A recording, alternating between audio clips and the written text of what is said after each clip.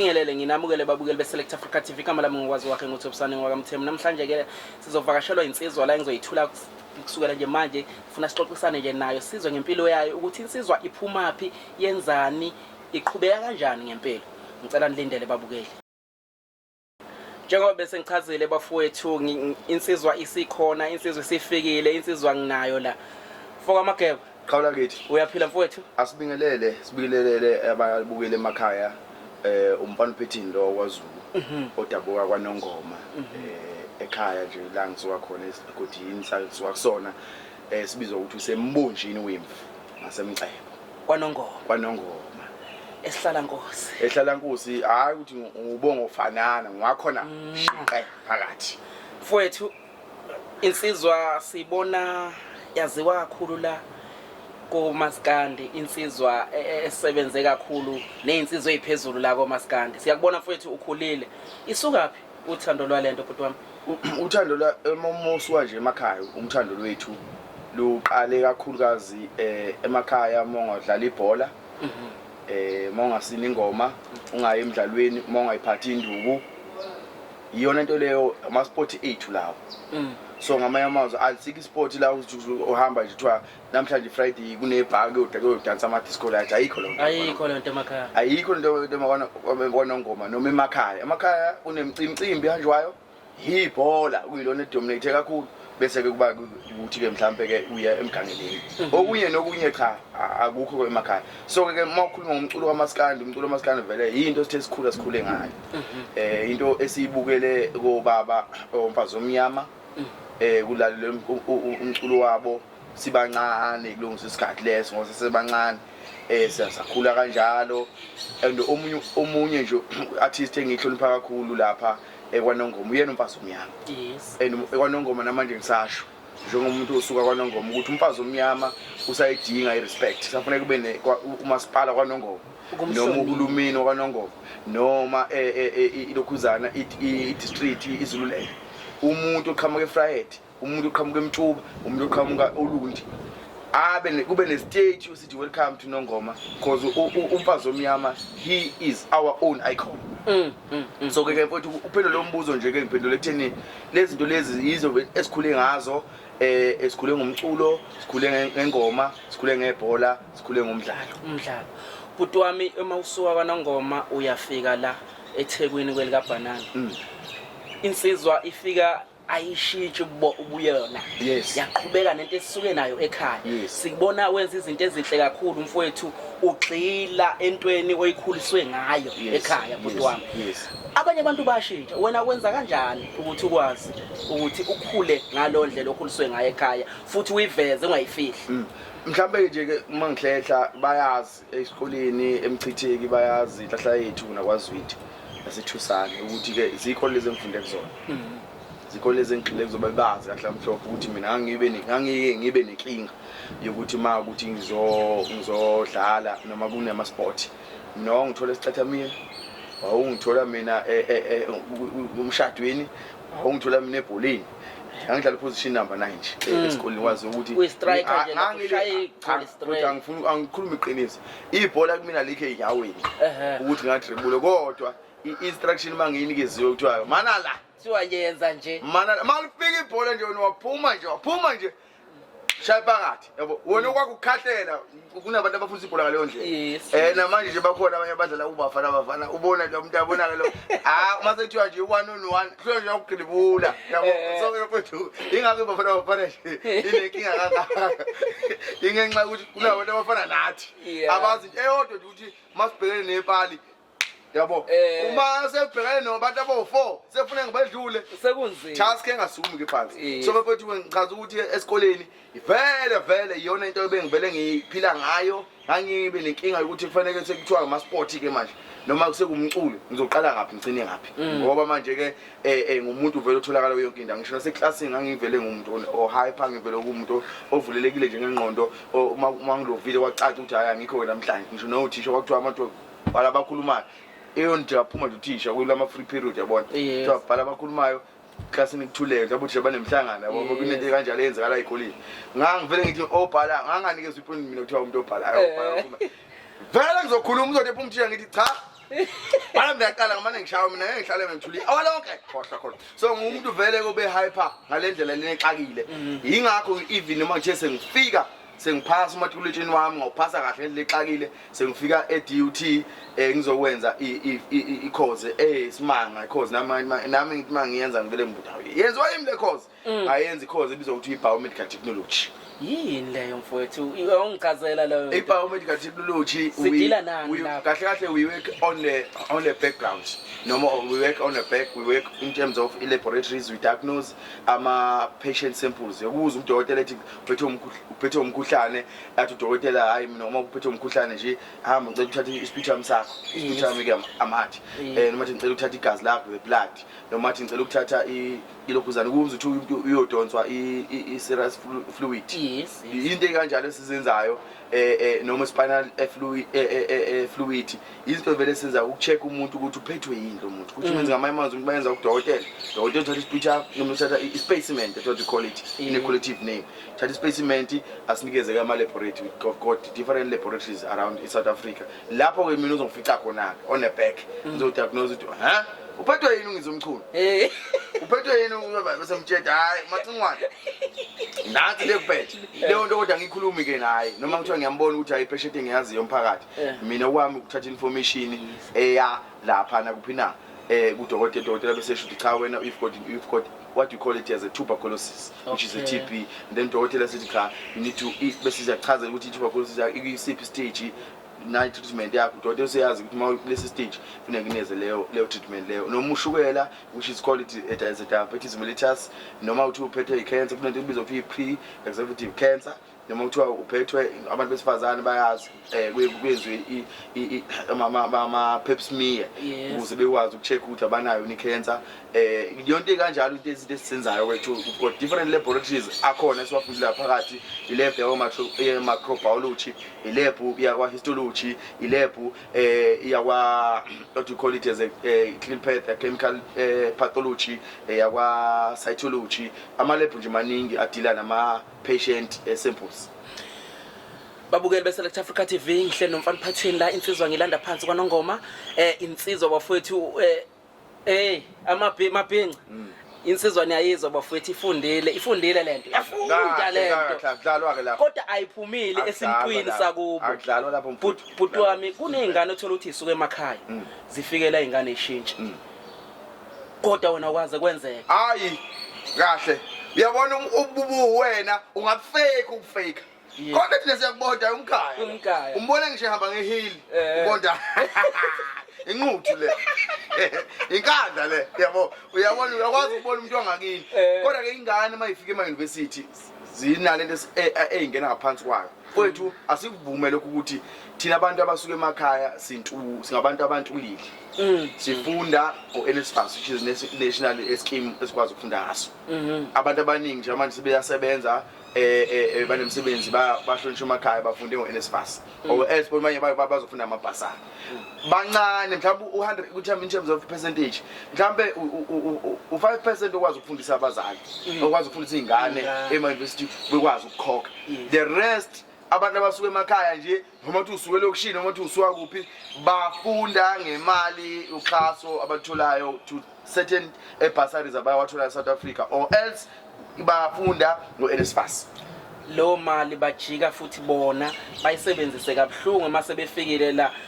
yini benziwa yini peer pressure bafu kunento esibiza ukuthi i-peer pressure uyabona ungafuni ukwamukela ukuthi cha nginalo mina bawukutshela abafuthi ngihlala nabe-res ngangiphila impilo enormal ngangigqoka impahla ezigqoke emakhaya wangaphika ukuthi umuntu uze ungize university zo-attend iclass because ngangi-understand ukuthi uma kuthiwa ngize kuye eclass ngenxa ukuthi nginophaqa nesikhindi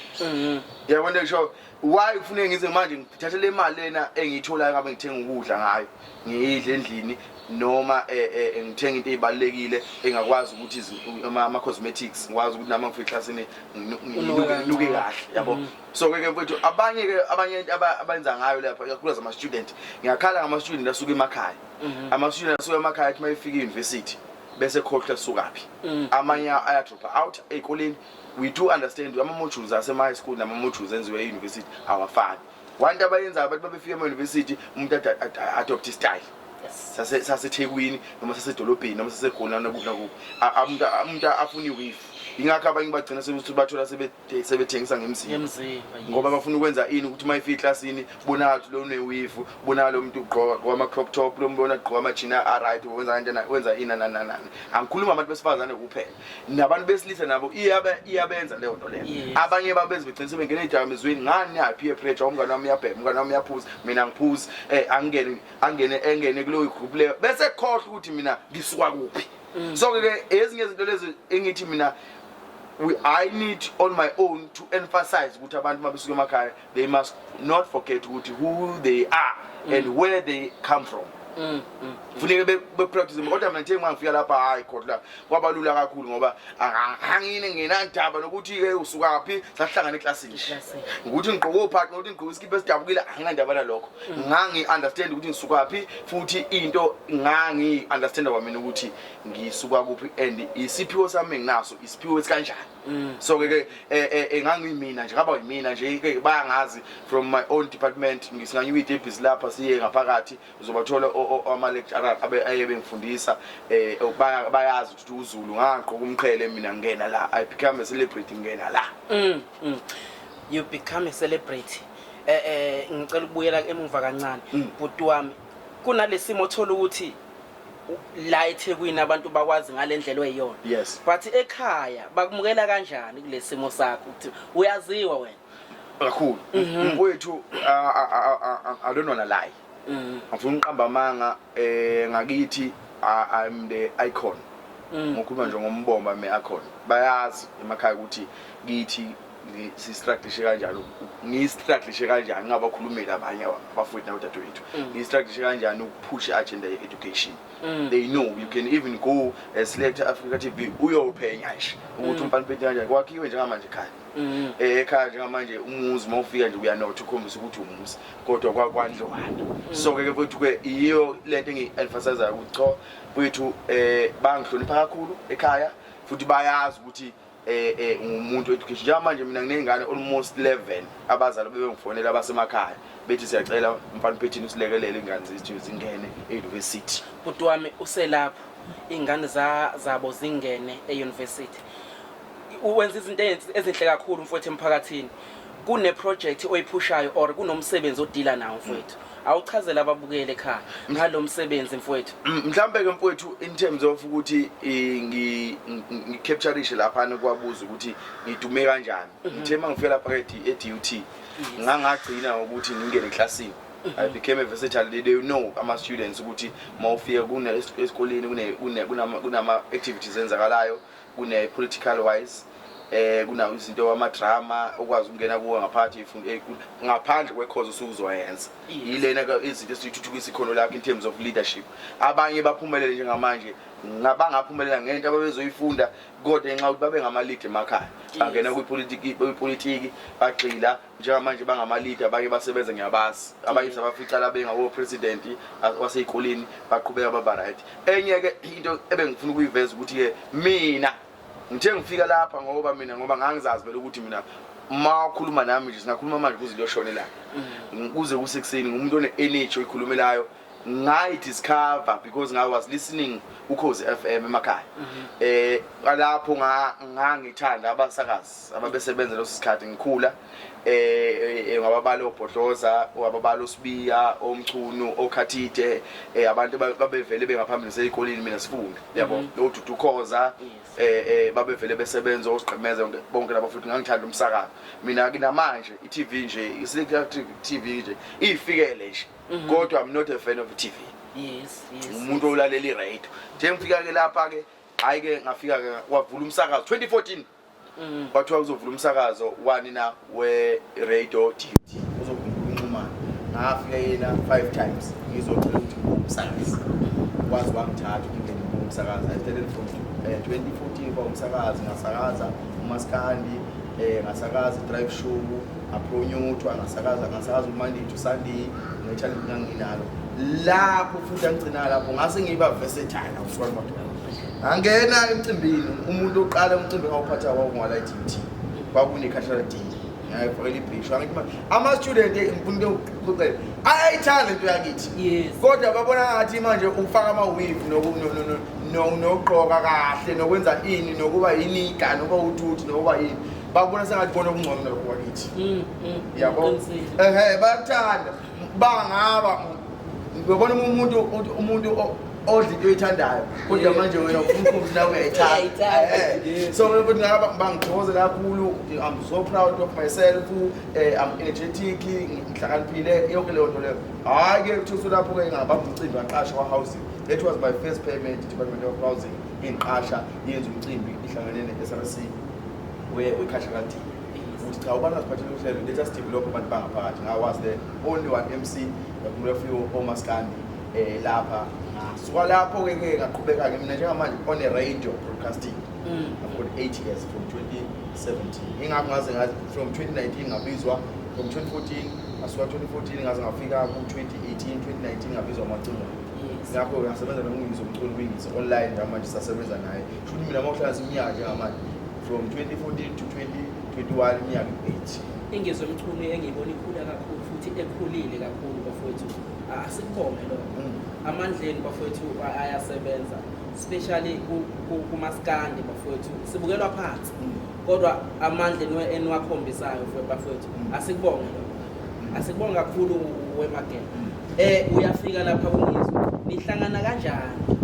Angithi bengisasho nje ukuthi phela wena ngikhuluma nawe esikisibweni siqweqe nawe umuntu mawuthi umuntu versatile which means the person who can do anything.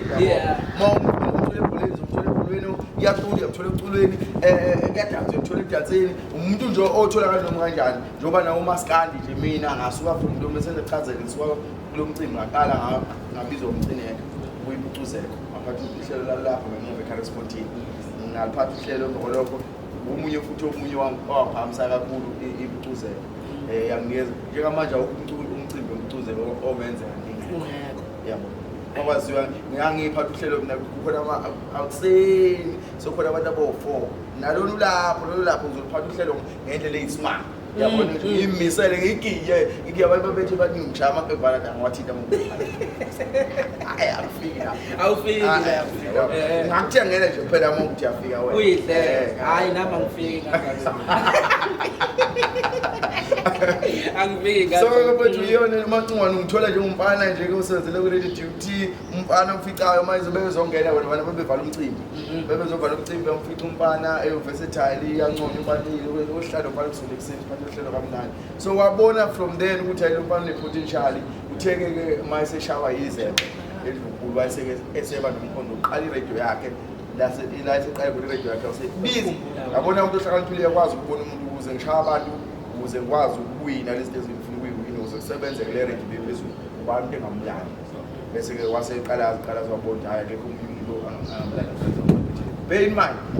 radio duty i-radio ekuphi na eyi-online radio station yayingafinyeleli emakhaya kodwa mina ngakwazi ukuyiveza kubantu ukuthi ame-radio i-duty abanye bayazi engihambe-radio duty bengazange umatonhlezesho akaze ngimuzwe umfanaphetheni sakaza ngimbona nje sitaza naye emcimbini ngakaze ngimuze sakaza wabona mhla engibiza from the start esephethe mic sekuthiwa sisakaza nazi ingoma nazi inhlelo nayo iprogram imangahla so from now hayi-ke kabe yami ngingaphi sigaba abantu Mfanaphetheni Zulu Esilandisa TV babukele emakhaya yona sezongiphethe-ke namhlanje la kodwa wami kunento enkulu usuyibalile izinto ey'nkulu ozenzayo kodwa kusenokunye okukhulu awungitshele kodwa ngingaba e-academy KZN Academy usuke lapho engithanda khona-ke yabona manje ma ufika lapho engithanda khona usadavusa nje ufuna iproperty yilapho sengikhona-ke manje.